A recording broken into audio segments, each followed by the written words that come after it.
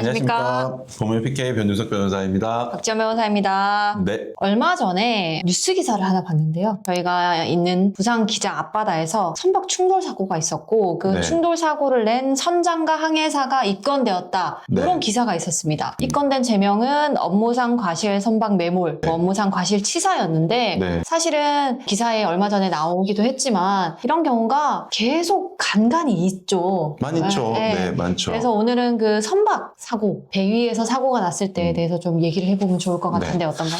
특히나 이쪽 지역, 그러니까 실제적으로 뭐 울산, 기장, 부산, 통영, 거제, 남해까지 정말 많은 배 침몰이나 아니면 배 승선에 있던 선원이 사망한 사고나 이런 경우는 정말 많이 그렇죠. 납니다. 배가 충돌하는 경우도 네. 많고. 정말 많고 저희 또 그 관련된 사건들을 많이 수행을 하고 있고요. 그런데 배에서 사망한 사건은 일반적인 육상에서 사망한 사건과 좀 결을 많이 달리합니다. 그쵸. 정말 많이 달리하고요. 관련해서 크게 문제가 되는 형사적인 쟁점들이 있습니다. 첫 번째는요, 어디까지나 사람이 사망을 했기 때문에 업무상 과실치사 우선이 되고요. 두 번째가 육상에서와는 다르게 특별법으로 인정되는 선원법이라는 게 있습니다. 선원법 위반죄. 네. 선원법 상에서는 만약에 배에 있는 선원들이 사망할 우려가 있을 경우에는 선장은 개선 의무, 쉽게 말해서 짐이 싣기거나 아니면 사람이 승선에 있을 때는 배에서 선장이 계속 승선에 있어야 된다는 의무, 배에서 하선하면 안 되는 의무, 재선 의무가 부과되고 더 나아가서 구조를 해야 될 의무도 선언법상 인정이 됩니다. 하지만 그걸 해태했을 때 죄명이 의율될 수 있고요. 그리고 보다 중요한 게 사망을 했을 때 단순히 구조를 더 넘어서서 구조를 의도적으로 회피한 정황이 나왔을 경우에는 부작위한 살인죄가 그렇죠. 인정될 수도 있습니다. 실제로 인정된 사례가 꽤 있죠. 네. 뭐, 세월호 사건이 그렇죠. 대표적인 사례죠. 맞습니다. 부작위에 의한 살인죄가 선장에게 인정이 됐죠. 맞습니다. 그리고 또 하나는 실제로 사람이 사망을 했고 어디까지나 배라는 것도 어떤 산업을 영위하기 위해서 수행을 하다 사망한 사건이기 때문에 중대재해처벌법이 네. 문제가 될 수가 있습니다. 네. 자, 여기서 크게 네 가지를 말씀드렸고 거기서 아까 변호사님 말씀하신 배가 침몰했을 경우에는 업무상 과실 선박 매몰죄도 추가적으로 문제될 수 있죠. 그거는 논외로 하고요. 네.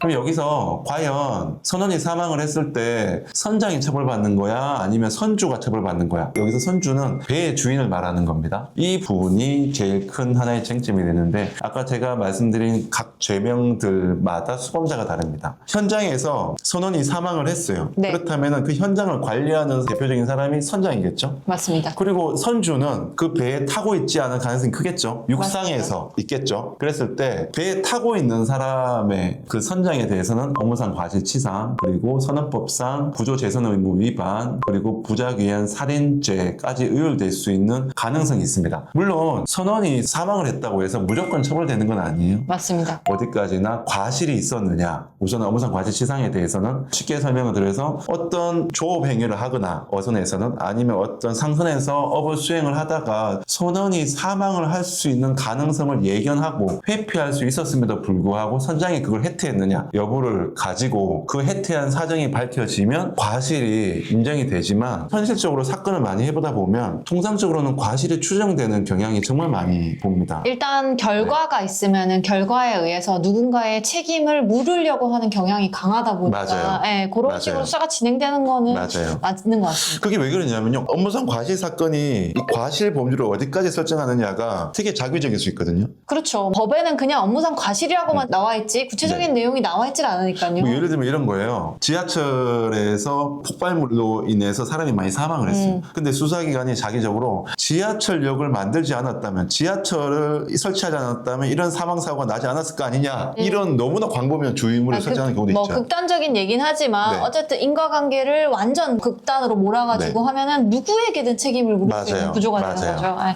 그러다 보니까 또 사람이 사망을 했다 보니까 수사기관 입장에서는 누군가 책임을 져야 되는 거 아니야? 라는 인식에 기반해서 주의문을 폭넓게 잡는 경우가 있고 그래서 과실이 좀 인정되는 경우가 많이 있는데 여기서 중요한 게 변호사 역할이 정말 큽니다. 네. 여기서 이거는 직접적인 주의문이 인정해. 하지만 이거는 너무나 과도해. 이거는 주의문을 보기 어려워. 라고 주장을 할 수 있는 실무적인 경험이 있는 변호인을 통해서 그걸 대응하는 게 필요할 것 같고요. 네. 그리고 선언법 위반에 대해서도 당연히 재선을 제대로 했는지 구조를 했는지 여부는 명확하게 밝혀지겠죠. 네, 맞습니다. 선장, 선주 개념을 아까 말씀하시고 지나갔는데 일반 분들이 아시는 것보다는 선장과 선주가 다른 경우가 대부분이잖아요. 거의 대부분이죠. 네, 지금 맞아요. 선장에 대해서 주로 말씀하셨는데 선주분들은 주로 또 어떻게 책임을 지게 되나요? 네, 선주와 관련해서는 말씀드렸듯이 중대재해처벌법 위반이 의율 여부가 문제되는데요. 육상에서는 산업안전보건법이 의율됐죠. 네. 그래서 산업안전보건법상에 각 산업별로 정말 자세하게 사업주가 해야 될 조치 의무가 구체적으로 규정이 돼 있습니다. 맞습니다. 시행규칙까지 네. 내려가면 너무 다양하고 네. 너무 세세하죠. 네. 그 세세한 것들만 들이밀어도 이 사망에 이르러서 사업주가 뭘 위반을 했는지가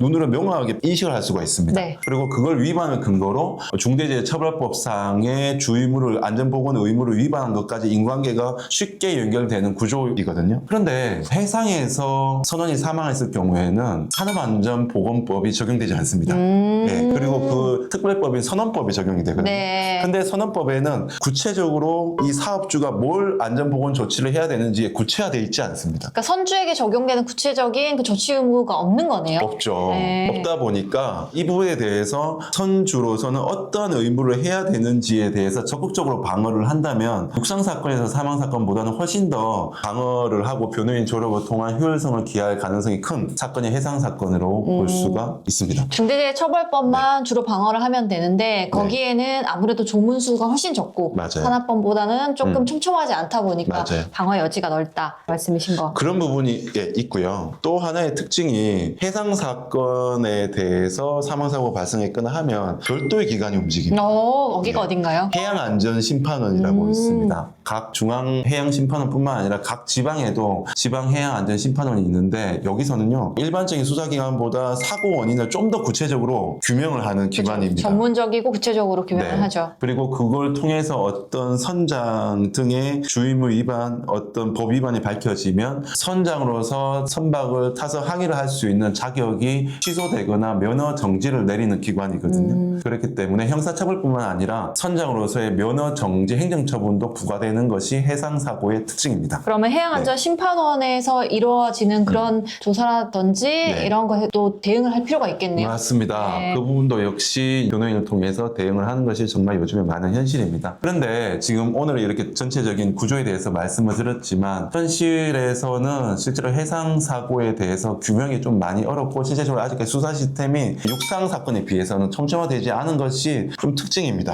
현실이 그렇군요. 네. 네. 그래서 그것이 어떻게 보면 수사를 받는 당사자 입장에서는 어떻게 보면 땡큐일 수도 있어요. 하지만 몇 년이 지나면 아마 육상 사건에서 수사 수준만큼 많이 이렇게 균일화될 것 같긴 한데 아무쪼록 수사가 제대로 진행이 돼서 억울한 사람이 없이 사건이 수행되기를 기대합니다. 네. 오늘 여기까지 하고요. 다음에도 또 해양 관련해서 많은 말씀 드리도록 하겠습니다. 감사합니다. 감사합니다.